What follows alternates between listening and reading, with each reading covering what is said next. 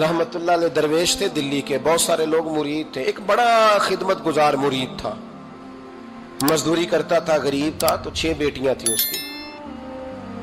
हजरत साहब के पास रोज आके कहता, हुजूर बच्चियों के लिए दुआ करें, अल्लाह कोई असबाब पैदा कर दे। एक बच्ची की शादी का खर्चा 1000 दिनार है और मैं गरीब हूं। हजरत साहब दुआ कर देते।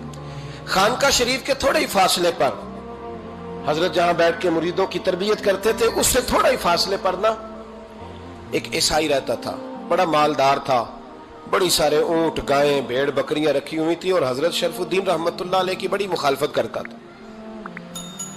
और ये जो आपका गरीब मुरीद था, ये उसका पड़ोसी था। एक दिन बुला के ना उनको कहने लगा कि तू किधर जाके जो है वो टकरे मार रहा है, वहां से कुछ नहीं मिलने वाला। वो तुझे क्या देंगे जिनकी खानका खुद चंदे पे चलती है, मदरसा चंदे पे चलता है, मस्जिद चंदे पे चलती है, तेरी बेटी का मामला कहां हल होगा? तो उस दरवेश ने कहा कि तू मेरे पीर को नहीं जानता, तू अजय मेरा महबूब नहीं डिठा, तो पता नहीं ना, तू इस रास्ते का मुसाफिर नहीं, तू नहीं जानता। उनका बस चले ना तो वो हर कीमत में मेरी बेटियों की शादी करा दे। अब वो ईसाई था, कहने लगा अच्छा चलो ठीक है, अगर इतनी बात है ना तो जाओ उनसे जाके कह दो कि 6 साल के लिए मेरे साथ मुआहदा कर लें, तो मेरे जानवरों को चारा डाल दिया करे, 6 साल ड्यूटी करे, मैं 6000 दिनार दे देता हूं। वो मेरे साथ 6 साल मेरे जानवरों को चारा डाले, रखते हैं ना आप चारा डालने के लिए एडवांस पैसे दे के।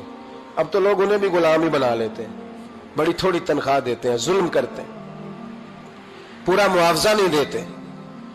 हजरत शेख शरफुद्दीन के बारे में वो कहने लगा, जब अपने पीर से जाके कह के मेरे जानवरों को 6 साल चारा डाले, मैं 6000 दे देता हूं, तू जो कहता है हर कीमत पे जाने को तैयार है। उसने जब ये बात की तो मुरीद ने नाराज हो गया, वो लड़ाई हो गई, गिरबान पकड़ लिया, झगड़ा हुआ, बात बड़ी दूर गई। इस तरह की बात करता मेरे हजरत के बारे में, तेरे जैसे कई मैं वहां काम पे रखा दूं। जब वो बड़ी बहस हुई, बात मोहल्ले में, इलाके में फैल गई, दुनिया ने सुन ली, तो शेख शरफुद्दीन तक भी पहुंच गई। इस तरह झगड़ा हुआ है। लोग सो गए इशा की नमाज के बाद। हजरत साहब ने ना सर पे कपड़ा लिया, उस ईसाई के दरवाजे पे दस्तक दी। वो बाहर आया, फरमाने लगे लोग तो सोच समझ के मुलाजम रखते हैं, तूने भी तो सोच ही लिया होगा, तभी तो मुझे ऑफर की है। तू अपनी ऑफर पे कायम है? वाकई मुझे रख लेगा और 6000 दिनार दे देगा?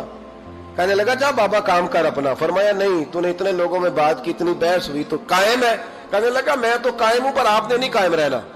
फरमाया मैं सोच समझ के आया हूं। उसने कहा आप ड्यूटी करेंगे, भैंसों को चारा डालेंगे? फरमाया एक शर्त, बस जब अजान हो जाए ना तो मुझे रब की नमाज पढ़ने की इजाजत दे देना, बाकी सुबह शाम जो तू कहेगा। अगर उस गरीब की बेटियां ब्याही जाए तो मुझे और क्या चाहिए? उसकी 6 बेटियों का बोझ है उसके सर पे, तू मुझे रख ले। अल्लाह अकबर। वो कहने लगा चले पे मेरे साथ खते बंदगी कर ले। आजकल हम स्टाम करते हैं, उस जमाने में खते बंदगी होता था, गुलामी का खत। काजी शहर के पास, यानी उसका ख्याल था कि चलो स्टाम की बात करूंगा तो भाग जाएंगे। फरमाया चल मैं तैयार हूं।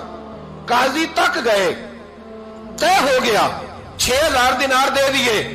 हजरत ने मुरीद को बुलाया, फरमाया पुत्र ये ले जा मेरी बेटियों को रवाना कर दे। कहने लगा हुजूर ये क्या कर रहे हो आप, कुछ सोचे? फरमाया यार जब तुझे बेटा बना लिया तो फिर मेरी पोतियां तो लगती हैं ना, मेरा हक तो बनता है ना, जा जाके ड्यूटी कर, उनको ब्याह दे। बात फैल गई। बादशाह भी अकीदतमंद था, वो 12000 दिनार लेके पहुंचा। क्या बताऊं इन रब के बंदों का दिल कैसा होता है, क्या दर्द होता है, क्या रंग। 12000 दिनार लेके बादशाह आया और आके हजरत को पेश किए का हुजूर आप दें इस ईसाई को डबल दें और जाए काम करें। आप फरमाने लगे तू पैसे दे, शर्तें ना लगा, मेरा जहां दिल करेगा मैं खर्च करूंगा, मुझे तो मजा ही अब आने लगा है, अभी तो लुत्फ आ रहा है, अभी तो जायका आया है कुछ करने का, पैसे देने या तो दे, पाबंदी ना लगा, जहां मेरा दिल करेगा मैं। उसने कहा हुजूर ठीक है रख ले। हजरत ने फजर मस्जिद में पढ़ी, जेब में 12000 दिनार थे, ऐलान फरमाया भी किसी और की बेटी भी बैठी है तो पैसे मेरे पास है। वो 12000 दिनार भी बांट दिया और 12000 दिनार बांट के ना तो फिर चले गए खेत में चारा काटने।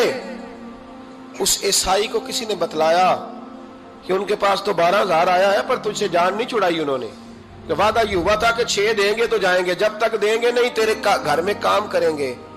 वो ना चारा काट रहे थे, हजरत साहब तो वहां पहुंच गया, दूर जाके खड़ा हो गया, कहने लगा बाबा پہلے تو میں نے مسلمانوں کے اخلاق سنے تھے، اب تو میں نے دیکھ بھی لیے، پر یہ بتا جب 12,000 آیا تھا جان کیوں نہیں چھڑائی؟ تو حضرت چارہ کاٹتے کاٹتے رو پڑے، فرمانے لگے تو نہیں نہ جانتا یہ بیٹیاں سانجھی ہوتی ہیں، پتہ نہیں نا، میرے رسول پاک نے تو حاتم تائی کی بیٹی کے سر پہ کپڑا رکھ کے کہا تھا بیٹیاں برابر ہوتی ہیں، تو یہ نہیں پتا جب اس کی 6 بیٹیوں کی شادی ہوئی ہے میرے اندر روحانیت کتنی بڑی ہے۔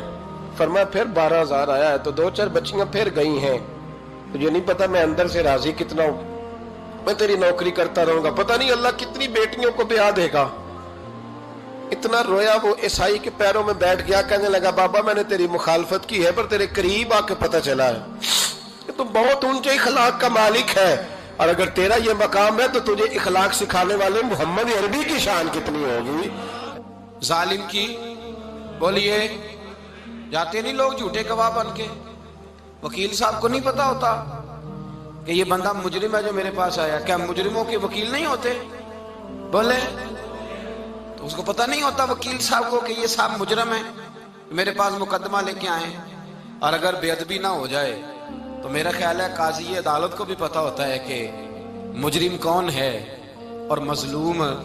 میرے نبی پاک صلی اللہ علیہ وسلم نے اس قدر زیادہ سختی فرمائی اس مسئلے میں، فرمایا جس کو پتا تھا کہ فلاں آدمی ظالم ہے، ظلم کر رہا، پھر وہ ظالم کا گواہ بنا یا اس نے ظالم کی مدد کی، کتنی کی؟ شارحین لکھتے ہیں چاہے اس نے ایک جملہ بول کے کی، چاہے ایک، سارے بولیے، چاہے ایک غریب کو اس نے ظلم کیا تو کہتے ہیں علاج یہ سی، چاہے ایک جملہ بول کے کی، شارحین اس حدیث کی شرح میں لکھتے ہیں ایک جملہ بول کے چاہے مدد کی، جس بندے نے کسی ظالم کی مدد کی کسی مقدمے میں یا کسی صورت میں اور اسے پتا تھا یہ ظالم ہے، میرے نبی پاک صلی اللہ تعالیٰ علیہ وسلم فرماتے ہیں اگر اس نے مدد کی، ابھی ظالم کی بات نہیں ہو رہی، ظالم کے مددگار کی بات ہو رہی، اگر کسی نے ظالم کی مدد کی تو حضور فرماتے ہیں خدا بھی اس سے بری و ذمہ ہے، رسول بھی اس سے بری و ذمہ ہے۔ سنبھال کے رکھے اپنی نمازیں، قربانیاں، حج، زکوٰۃ سنبھال کے رکھے۔ اگر ظالموں کا مددگار ہے، الیکشن آ لینے دے، آپ کو نظر آ جائے گا کون